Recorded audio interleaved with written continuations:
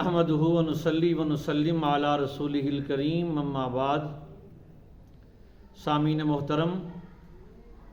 جمعۃ المبارک کی جو دوسری اذان ہے،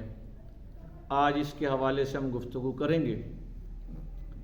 ایک سوال یہ کیا جاتا ہے کہ جناب نبی کریم صلی اللہ علیہ وسلم کے زمانے میں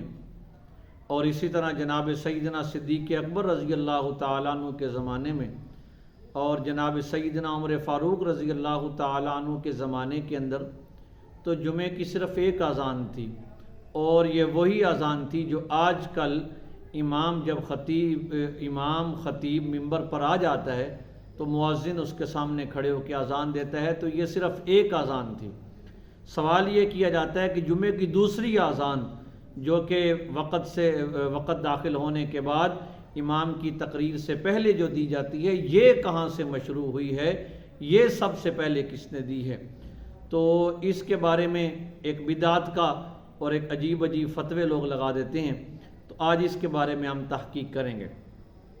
یاد رکھیں، ایک حدیث مبارکہ جناب نبی کریم صلی اللہ علیہ وسلم کی تقریباً حدیث متواتر ہے۔ آپ صلی اللہ علیہ وسلم نے فرمایا، علیکم بسنتی و سنت الخلفاء الراشدین المہدیین۔ آج میں کہتا ہوں کہ کوئی خطیب ایسا نہیں ہے جو اپنے منبر پر اس حدیث کو نہ پڑھتا ہو کہ آپ صلی اللہ علیہ وسلم نے فرمایا کہ میری سنت اور میرے خلفاء راشدین کی سنت کو تم لازم پکڑنا۔ آپ صلی اللہ علیہ وسلم نے یہ نہیں فرمایا کہ خالی میری سنت، کیونکہ پتہ تھا کہ آگے حالات آئیں گے، زمانے کے تغیرات آئیں گے، لوگوں میں تبدیلیاں واقع ہوں گی اور زمانے کے انقلابات رونما ہوں گے، تو دین میں بہت سارے اجتہادی معاملات کی گنجائش ہوگی۔ تو اس لیے آپ صلی اللہ علیہ وسلم نے ابتدا سے ایک وسعت پیدا فرمائی اور فرمایا، علیکم بسنتی و سنت الخلفاء الراشدین المہدیین، کہ تم پر خلفاء راشدین کی بھی سنت لازم ہے، میری بھی سنت لازم ہے۔ اب بات یہ ہوئی کہ جناب سیدنا عثمان غنی رضی اللہ تعالیٰ عنہ کا زمانہ ہے، ان کے پاس صحابہ کرام حاضر ہوئے، فرمایا خلیفۃ المسلمین امیر المومنین، بات یہ ہے کہ لوگوں کے اندر بہت ساری سستی اور تھوڑی سی کاہلی واقع ہو رہی ہے، اور مدینہ کے اندر رش بڑھ گیا ہے، لوگوں تک عام طور پر جو جمعے کی وہی اذان ہے جس کو قرآن کریم میں اللہ تعالیٰ نے یوں فرمایا، یا ایھا الذین آمنوا اذا نودی للصلاۃ من یوم الجمعۃ فاسعوا الی ذکر اللہ وذروا البیع، کیا ایمان والو، جب اللہ کی طرف ندا دی جائے، نماز کے جمعے کے لیے ندا دی جائے، اذان ہو جائے، تو تم فوراً جمعے کے لیے بھاگ پڑو اور اپنے کاروبار کو وہی ختم کر دو۔ اور یہاں تک کہ بعض فقہاء نے لکھا ہے کہ اس اذان کے بعد بیع اور شراء کرنا تقریباً حرام قرار دیا گیا تھا، کیونکہ اللہ کے حکم کے بعد بیع اور شراء کی اور کاروبار کی گنجائش نہیں۔ اب صحابہ کرام پریشان تھے کہ کوئی ایسی صورت پیدا ہو جائے، کوئی ایسا مشورہ ہو جائے کہ لوگوں کو یہ اس وعید سے کم از کم بچایا جائے، کیونکہ لوگ اس کے بعد اب اتنی جلدی نہیں آتے، اور دوسرا مسئلہ یہ ہے کہ آبادی بڑھ گئی ہے۔ اب صحابہ کرام نے حضرت عثمان غنی رضی اللہ تعالیٰ عنہ نے باہمی مشاورت سے یہ طے کیا، بخاری شریف میں روایت ہے کہ یہ طے ہوا کہ اب ہم یہ کریں گے، جمعے کی اس اذان سے پہلے ایک اور اذان دے دیں گے، جس کو محدثین نے لکھا ہے تیسری اذان، یعنی کہ ایک پہلے اذان ہوتی تھی، اقامت کو بھی اذان کہا گیا، یہ تیسری اذان، گویا کہ جو دوسری اذان ہے اس کو ہم پہلے دے دیا کریں گے، تاکہ لوگوں تک، ایک پہاڑی تھی وہاں طے ہوا کہ وہاں پر یہ اذان ہوگی، لوگوں تک آواز پہنچے گی، لوگ سارے کے سارے منبر کے سامنے، امام کے سامنے مسجد میں جمع ہو جائیں گے، پھر اللہ کے جو قرآن کریم میں جو آیا ہوا ہے جس نے اذان کا، اس اذان کو دیا جائے گا، اور لوگ وعید سے بھی بچ جائیں گے، اور پہلے سے ایک الارم بجا ہوگا، ایک اذان آئی ہوگی، اور لوگ مسجد کے اندر جمع ہو جائیں گے، اور جو ہے اس کے بعد امام جو ہے اس اذان کے بعد خطبہ دے گا اور نماز جمعہ پڑھائے گا۔ یہ طے ہوا، اور صحابہ کرام کے باہمی مشاورت سے اتفاق رائے، امت کا اس بات پر اجماع ہوا، اتفاق ہوا کہ جمعے کی اس اذان سے پہلے بھی ایک اذان دی جائے۔ آج ہمارے ہاں یہ ایک اعتراض کیا جاتا ہے کہ یہ اذان تو عثمان غنی رضی اللہ، او میرے بھائی، عثمان غنی رضی اللہ تعالیٰ عنہ نے اگر دیا تو وہ خلفائے راشدین میں سے ہے نا، آپ ان کو تو تسلیم کرو کہ وہ خلفائے راشدین میں سے ہیں، مانو تو صحیح کہ پیغمبر کی سنت اور ان کی سنت ایک ہے، اور انہوں نے جو فیصلہ کی امت کے لیے بہتری کا فیصلہ کیا، جو رہنمائی کی امت کی بہتری کے لیے رہنمائی کی ہے۔ یہ اعتراض تو یہود اور عیسائی کسی زمانے میں کیا کرتے تھے، اندر سے یہودی اور منافق ہوتے۔ ایک نے اعتراض کیا کہ حضرت عثمان غنی ایک خلیفہ نے اعتراض کیا کہ عثمان غنی رضی اللہ تعالیٰ عنہ نے تو ممبر کے دوسرے حصے پر خطبہ دیا ہے، حالانکہ پیغمبر نے اول میں، ابو بکر رضی اللہ تعالیٰ دوسرے میں، حضرت عمر رضی اللہ تعالیٰ عنہ نے تیسرے میں، تو عثمان غنی رضی اللہ تعالیٰ عنہ زمین پر کھڑے ہوتے۔ تو وہاں پر کسی حاکم وقت کو ایک بزرگ عالم دین نے بڑا پیارا جواب دیا، فرمایا کہ عثمان غنی رضی اللہ تعالیٰ عنہ نیچے کھڑے ہوئے تھے، پھر تو ٹھیک تھا، لیکن اس کے بعد تو آتا تو تیری باری میں کم از کم تو اور نیچے جاتا اور کنویں کے نیچے جاتا۔